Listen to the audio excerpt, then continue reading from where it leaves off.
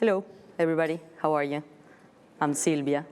Nice to see you all. I work at Hindering Studio, and today's talk is about Hindering Studio visualization, Unreal Engine, Twinmotion, BIM, and landscape architecture.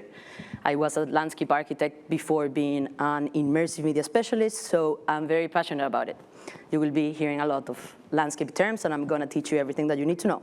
It's going to be divided in 4 sections: immersive media, Hindering Studio visualization, landscape design visualization. I will be talking about the case study, and then future developments.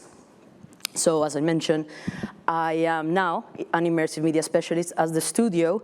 What I normally do in a day-to-day basis is to create animations and walkthroughs for client presentations and end-of-stages projects, as well tailoring our visual communication language to be and capture the heart of each of our projects. I am constantly innovating with new technologies to be able to help all the design teams. And as I mentioned, I was involved into Unreal because I was a landscape architect before, and it was very hard to visualize landscape. And then Unreal was just a game changer for us. We started with Twinmotion and then Unreal. Twinmotion before it was bought by Epic Games, so it was totally different. So you can add me in LinkedIn, and then we can talk about it a bit more. So Hindering Studio is a London-based architecture practice. 2,050 people, designers, are working on incredible projects, landscape projects, buildings, master plans, objects, and infrastructure. One of the key parts of our studio is that we work in any scale projects, any typology, and anywhere. That means that we need to tailor we need to be versatile and be able to change and respond to all of these changes of scale in our projects. So we are motivated to design soulful and interesting places, which we as well believe that we are makers and craftsmen in making. So we prioritize with the greatest to be greater and positive social impact in all of our projects. I will show you 3 projects that have been launched in the last 2 years. Cold Drops in London. If you are around, give me a shout. I will be able to show you our studio and as well Cold Drops. In the middle, it's 1,000 trees in Shanghai. I will be talking about that project a bit later in depth, and the vessel in New York. What do we do as immersive media cluster in the studio? So these are the queens and kings of immersive media. They are helping out.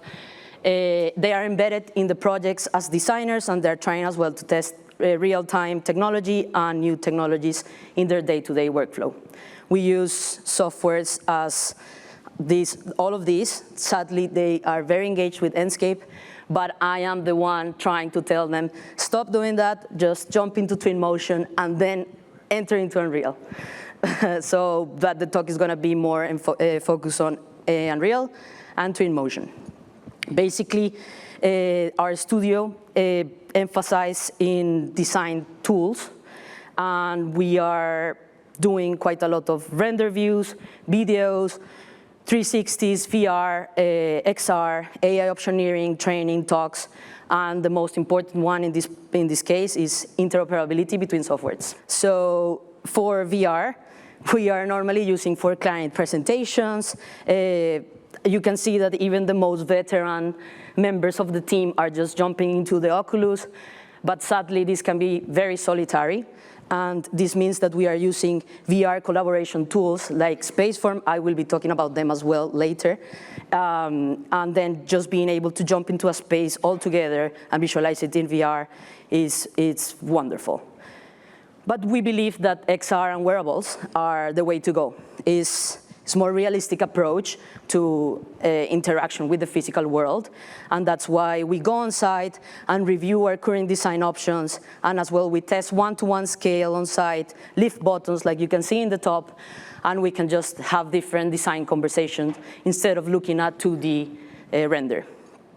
So for AI optioneering, I think all of you guys has jumped into Midjourneys and had fun with it. If not, I encourage you guys to do it. Basically, we normally get inspired for like pre-concept stages to just have different ideas of what we want to think of what is the new concept.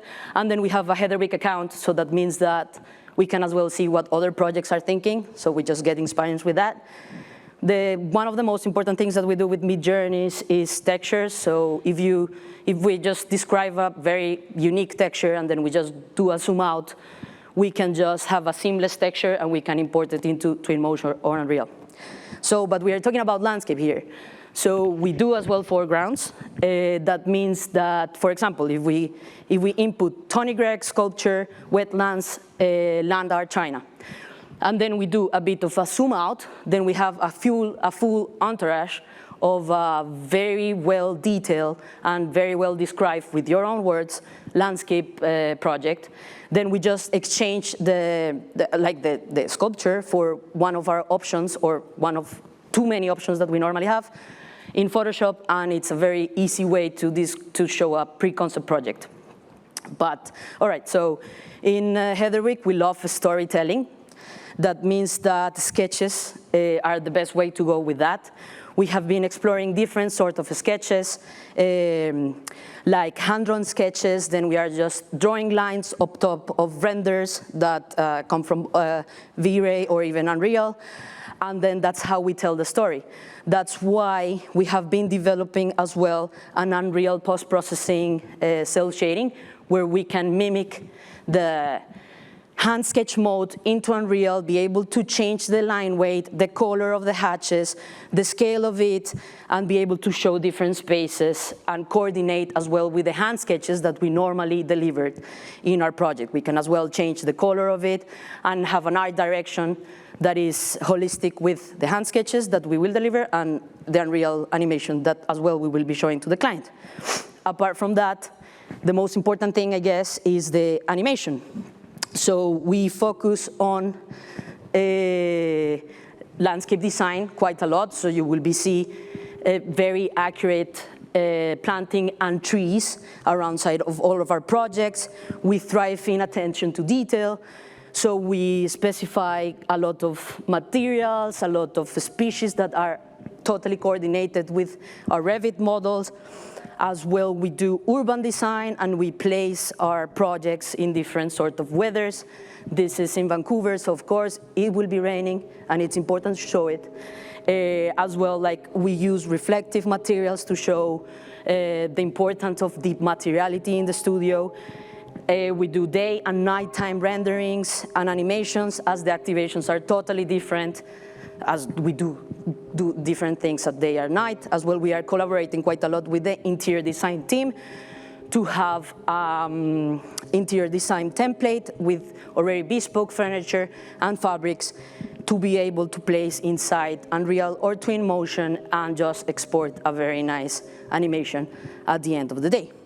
So the cool part of this is that we are doing guides all the time in Unreal and Twinmotion, where just the designers can jump in, go dig deeper. All of the chapters are very well defined. We do as well hands-on sessions, so I am there every month gathering designers to just jump in and dig themselves into the Twinmotion madness, which I love. And they're always saying like, yeah, I don't know why I'm doing like using Enscape. Twinmotion is way better. Of course it's way better. Like, that's my role in the studio. Tell them that Epic Games is just the best. So we can conclude that we focus on the future of human-centered design, exploring technologies, tools, and materials that make this possible. So now I'm gonna talk a bit more of the integration of landscape in our projects. Basically, nature is embedded in most of our projects. You can see that in large-scale projects like the left one that is Torasa in Tokyo, it's full-on landscape. 1,000 trees in the right as well, full-on landscape. Medium-sized projects, this is Edin project in Singapore and Little Island in New York, full-on landscape. Like, we need to think about how to show landscape in the best way possible as well. Small-scale projects, if you are in the UK, we recently opened the Glass House, beautiful, small project, again, full-on landscape. And then Maggie's project in Leeds in the UK. So how do we visualize landscape in the studio? So I'm gonna take you a bit more of a path, what we used to do back in the times. So we will have some series of stills where we will just render it out in VR, and then the planting and the species will come in a in the post-processing moment in Photoshop. So basically, we will not have a realistic look of landscape at this point, and as well, we will never think about having 3D landscape geometry inside the project. This means that, for example, if we take Little Island and we just take out the landscape, it's totally a different project. Like, we cannot think about Little Island without the landscape. It looks totally empty. So as well, another example is this park in Dubai, that even the architecture is very hard to understand, but when we add on the landscape side of it, you understand, like, okay, this is the human scale, this is exactly what is the purpose of the park, and so on. This was the first project that we did in Twinmotion, and before it was bought by Unreal, and it was a game changer. It was the way to go for us. So before telling you more, I'm gonna describe a bit more of the visualization workflow and the overview of the interpolability of our workflow inside the studio. So here is a very nice chart that shows our use of the softwares. We can see that our main design tool is Rhino, and then in concept and schematic scheme, we are constantly using Unreal and Twinmotion to visualize the project. At construction stages, we are normally using Revit, and then the Unreal and the Twinmotion side of it is for more detailed site constructions examples that we need to define. That means that in all of the stages, we are using Unreal and Twinmotion.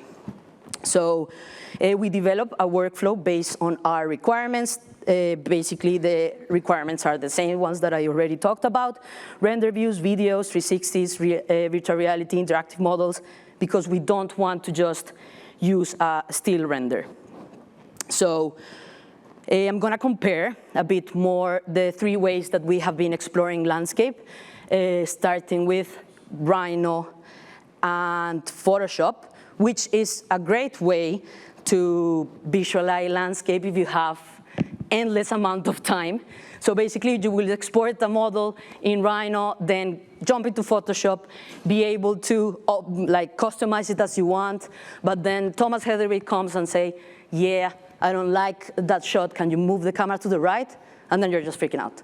Like, you cannot re-export, you cannot change all the layers in Photoshop, like it's very complicated. So it is customizable, but it's very time consuming, and the quality is, yeah, it's not that good, like, let's be honest. And then for V-Ray and Rhino, it's amazingly very good quality, but then, yeah, exporting one render will take you like an astronomically time. Like, it's almost impossible to do more than 5 renders with the pressure of a deadline. Of course, like, you will have very good quality, yes, but still, and good fidelity, but still you will not have this real-time love that we want to apply in our projects. So that's why Unreal and Twinmotion has become like, it's ticking all of the boxes. We can have real-time visualization tools. It's very easy if somebody wants to move the camera to the left or to the right, or even totally complete to the 360 view to the other side. Yeah, it doesn't matter. Like, everything is planted, so we can just export very quick, easy animations and stills as well. So apart from that, apart from being able to bespoke our images, we can as well bespoke the plantings, and that's very, very useful. So as I mentioned, I'm gonna talk a bit of the 1000 Trees Shanghai project. As the name says, is full of landscape. Like, it was very difficult to showcase 1000 trees in this project. This was our first Unreal animation. We are very proud of it. Of course, this was 7 years ago or something like that. And it was the first time that we showed the client how the project was gonna look complete, like in all the angles. The client loved it, we loved it, but the problematic part was that it took us 2 months to create this animation. Of course, now with the new workflow and we learn, like, lessons learned and so on, we import a project in one day and we can already export animations that same day. But this was the moment, like the breaking moment, where we decided, like, yes, we need to teach more people in the studio how to use it. The cool part as well is that we compare what was real and what was unreal, and then we start customizing our workflow between Unreal. So back in the times, what we did was, the lessons learned was to create a Hindering Studio template that was already curated with materials, with the atmospheres for Unreal, and that helped us out to just start a project from zero. Then we built our landscape asset library, which was already defined by the geolocation of your project. So if you had a project in China, you will already receive a landscape template with the species native to China, as well to California. So as well, you are not wasting time on downloading assets and so on. You will already receive a project that is good to go. And then we improve our workflow. In that moment, we were using that Datasmith. Of course, things have changed a bit lately. But yeah, we still use quite a lot of Datasmiths for the importing geometry. So back then, we were using just one Unreal model that was going from concept to construction mode. And then we thought that this was very time consuming. So now what we are doing is having small little projects in Unreal and Twinmotion, both of them, and having as well like the history of what we have been doing before. So we can just go back to the model and realize, like, yeah, this is the design that we were thinking 1 month ago. Maybe just let's go back to that, as we do with model making. So we are treating digital modeling as physical model making. So now, if you guys don't know anything about landscape, here's the moment to learn. Basically, most of our projects have landscape everywhere, right? So we need to visualize it accurately and then not treat it as an entourage. That is something that you put on top later. So landscape design basically is divided into hardscape, that is pavement, street, landscape structures and water features, everything that is man-made, and then the soft landscape, which is everything that is alive, the thing that we need to pay attention to. So trees, lower planting, landform, and water features as well. We can divide landscape design in 4 layers. Tree planting, the big trees, then what is underneath the big trees, that is the lower planting, hardscape, and then the landform. But we know that like the heart of landscape design is focused on the 2 main layers, the top layers. So that's why you can see a project that doesn't have the 2 main layers is totally empty. So we do need to pay attention and a lot of love to the living elements of landscape design. Bear with me, don't get scared. This is a very dry and traditional way of presenting a landscape project. We still do it. Back in the times, I was doing these plans and schedules to present to the client what we were gonna show in landscape design. So basically, you will have different areas where they are fully coordinated with the mixes of species that are scheduled in the right. If you receive this, it's very hard to understand how the landscape is gonna look. And then, if you are lucky, you will receive some photographs of the species, and then you will need to create in your head, like, okay, this group of species will go in this area, and then next to the other group of species in the other area. So it's very complicated. Basically, again, what I'm saying is that all the renders that we deliver back in the time were made with artistic interpretation to just show the landscape in the best way possible, but they don't have good fidelity. So we can say that landscape is a non-inclusive design process to the wider team, so it's a bit isolated, which we don't want that. We can say that it's hard to visualize in time and quality and fidelity, and then, of course, ideally, we will like to both client and design team participate in the design decisions from concept to construction. That's why we, as Heatherwick approach, we use Unreal not just for visualizing landscape, but as well as a dynamic design tool for design development of planting schemes, to review and consider planting design options in a more holistic way. Then I'm going to show you a project case in Tokyo. Torasa, the one that I was talking before, is massive urban design, full of retail, office building, education centers, and as you can see, tons of landscape. It's around 7 hectares and 17 acres, or 17 acres. It's gonna be open next month, so if you are in Tokyo, please go and see it. It's amazing. So as I mentioned, we have landscape in massive urban scale, but as well we have the intimate human scale that we need to be very careful to be able to show our design process. So this is a massive plan, again, all full green. We, in terms of landscape narrative, we wanted to invite people into the entrances and have the experience of entering into a cherry blossom so that we lured people inside the project. Then as well, we have the urban orchard, so that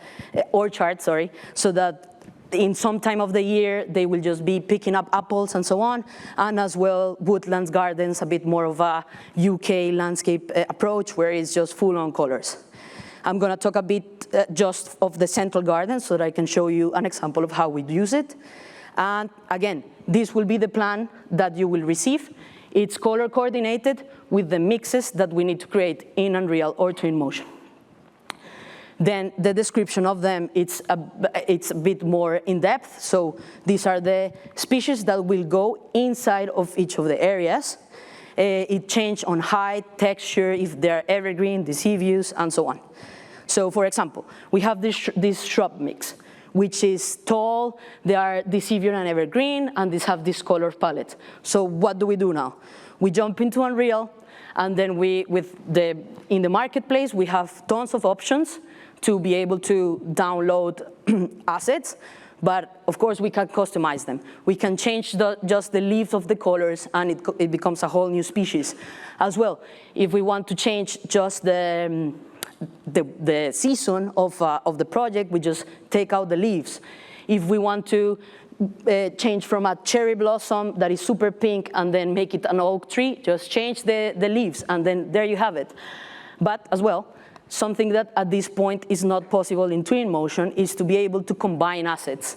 So if you have an ivy in the left and then a bluebell, I don't remember the name, if you combine them together, then it's a wisteria. And that's how we make our own library of landscape at this point. So that's what we do.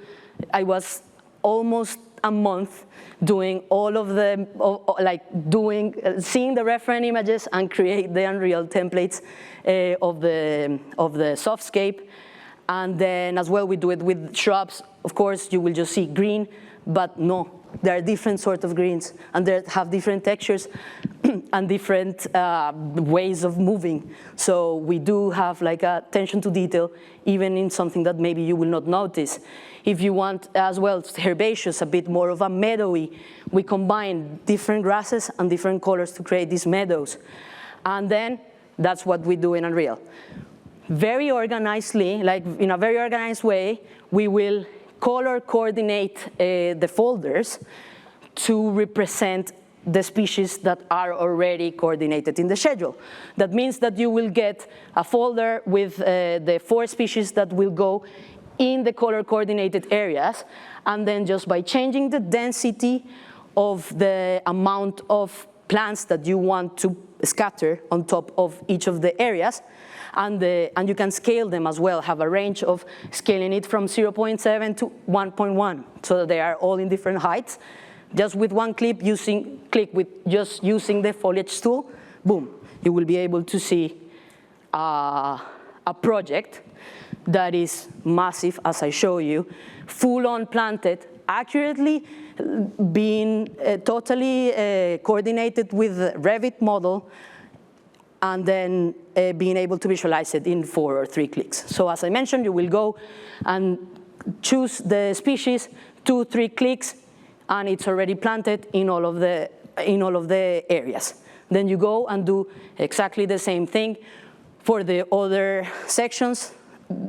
That means entering to the other folders, looking which are the planting, and again, painting them on top of the whole project. We do the same with the grasses.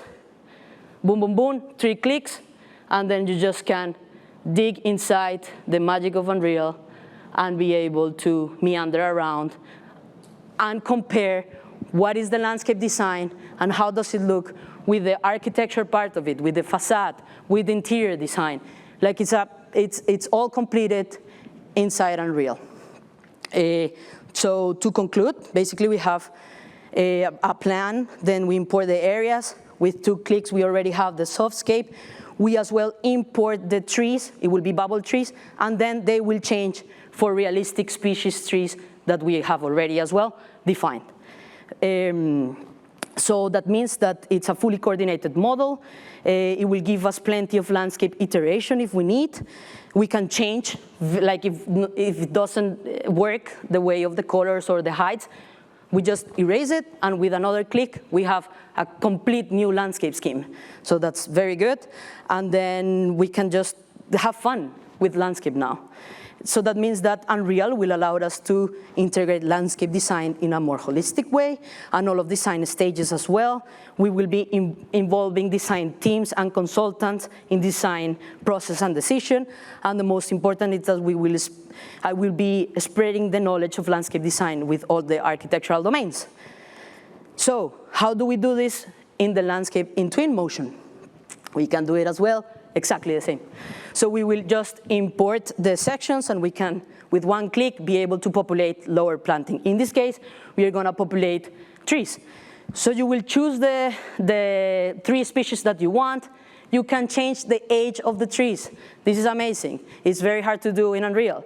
So just with a slider, you can make the trees grow or become a bit smaller. That means that as well, if you want to change just the color of them, go to the palette, and then you create a totally new species. By changing the size of the aging trees altogether, you can show the project in different stages of delivery. That means that if you put them in age 2, that's how the project will look the day that it's open. Then, if you move to year 10, you just increase the size, and it's a more realistic view of different sort of delivery process of landscape design. As well, the fun part of Twinmotion is that you can have animated people. So it's very easy to just integrate and make it activate the spaces just by drag and dropping people around. You can just create paths for people walking, for bike lanes as well, and cars. So it's very, very easy to just use Twinmotion and have already a very good and detailed model. So you can change as well the weather. You can make it winter, you can make it rain, and then the landscape features will act to the changes. So it's amazing. It's amazing that just with a slider, you can be in winter and you don't need to change tons of things that normally you will need to change in Unreal. So basically, Twinmotion is a tool made by architects, for architects, and is the little baby of Unreal. So what I normally do is try to convince everybody to start in Twinmotion and then pass it through Unreal Engine. So this is normally this is our workflow. You just need 5 things in general. Just have the exporter of Twinmotion in datasmith format, download the plugin in the marketplace of Unreal Engine 5, then activate the Twinmotion importer in Unreal 5, and then you will be able to import the complete scene and geometry into Unreal from Twinmotion. So very happy that people from Epic Games are here, because we do have a bit of limitations. So all of the cool parts that I showed you before of being able to animate the people and being able to change the weather and so on, when you pass it into Unreal, that's gone. So you will not have the animated people, you will not have the weather changes, you will not have the HD environment. So please, please, Twinmotion guys, that would be awesome if you can integrate that in some way possible so that our lives are easier, I will say. So basically, we are using Twinmotion in this moment for render animation stills, which look great. So you will just have a still camera, you will just put some moving people, you will just make it rain, or have a dramatic change just by changing the HDLR of the background, and then we just, with one click again, you will have a render out animation still. Then you can import it into Unreal and put a bit of love, and then you can export like bigger animations in higher resolution, but this is a very good starting point. So for future developments, I can talk about a bit more about what we have been doing with Mindesk. Basically, we have been integrating Mindesk with Unreal in a way that we can just change we have a live stream moment where we just, by changing the placement of the trees, they will change completely as well in Unreal. And as well, we can coordinate the camera movements of Rhino inside Unreal. That means that if there is somebody that doesn't know Unreal, but does know Rhino, it's very easy for them to just enter into Rhino and have the interactive camera and just not deal with that much of Unreal, and they can already have a very good outcome and be able to test out Unreal. But the game changer here has been the real-time connection between Unreal Engine and Grasshopper. So you can see here as well that if we are changing the slats of the window, you can see that the sun is changing live as well. And then we can change the amount of slats, and that's how we make design decisions live just by using Grasshopper inside Unreal. If you change the sun as well, it will react to that. So we are using as well SpaceFi, which is basically our main metaverse collaboration platform, where we just invite people around the globe to enter into the software and be able to visualize and review in VR or desktop mode our design. We can 3D sketch in the world, like inside their software. All is run by Unreal, and then we can have design reviews. We can as well be able to measure out distances, and as I mentioned, we can change as well materiality. So if you want to have a review understanding what sort of materiality is better for the balustrade, you can do that. But the cool part is that it works as a metaverse, so as a game, basically. If you are closer to the avatar, you will be speaking to the person. If you are further away, you will not be hearing him. So different conversations can happen at the same time. We have been using SpaceFi quite a lot for VR reviews, so we will just send the project to wherever the client presentation is, and they will be able to jump into the headset and see the project. So that's why we have been collaborating with them for other few amazing projects. So we are launching very soon a 4-night experience extravaganza, where we will be able to have an education play mode and learn a bit more about what is happening with inside Little Island, basically. So stay tuned for that. As well, I will be presenting a Twinmotion masterclass in ATN.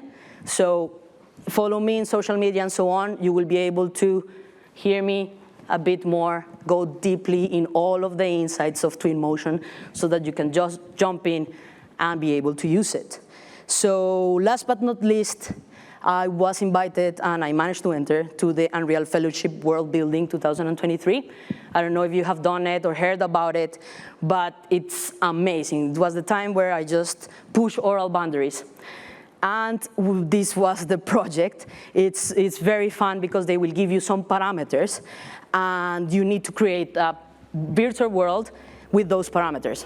So my project was, the parameter were, do a tiny swamp with surrealism and Bauhaus and rock concrete architecture in golden hour, with a plot twist that it has to be Sue and Alemania. So I was like, yes, let's have fun with it. Like normally I'm just doing, which is amazing, all Heatherwick Studio projects, but I cannot just put an elephant in the middle of the project because they will tell me to take it out. So this was the moment to go bonkers, like just have fun, learn a lot from the other fellows. That was very inspiring to see. They come from different backgrounds. Like big shout out to the people that are doing the fellowship. There is a launch fellowship room here in 241. So go there, see all of the animation of the people, and get inspired. Like anybody can just do these fellowships. The next one is about animation. So just enter into the web page of Unreal and try to just go inside of it. So yeah, it was very beautiful to create this virtual world and be able to inhabit it.